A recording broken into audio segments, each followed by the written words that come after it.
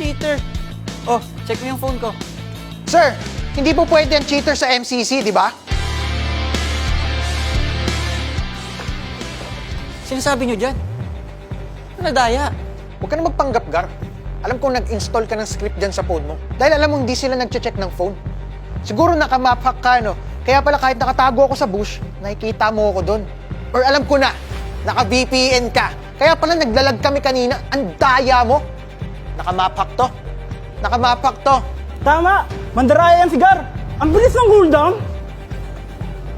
Teka lang guys, kalma lang kasi kayo. Kalma lang. Oo, kalma! Baby, kalma! Anong kalma-kalma? Cheater to eh. Ah, kitang-kita naman sa game, di ba? Cheater. Oh, check mo yung phone ko. Ano pre, may nahanap ka na ba? Hindi mo ako mauutugar. Kahit saan lupalop mo pa itago yung script mo, lalabas at lalabas pa rin ng totoo. Joaquin, pwede ba?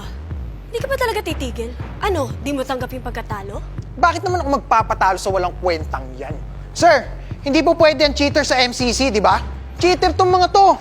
Gusto nyo ba masira yung reputasyon nyo? Sir, hindi po ganyang klaseng tao si Gar. Trust me, matagal na kami magkakaibigan. Kilalang kilala na namin yan eh.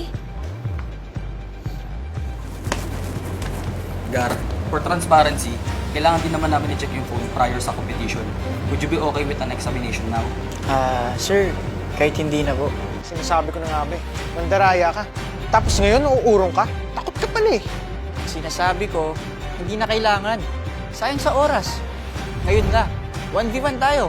At kung tingin mo ng daya ko, pwede mong gamitin tong phone ko. At gagamitin ko yan sa'yo. Beware of ambush. Di ba malapit na yung exchange program mo sa MD University? Yes? Ano naman ngayon?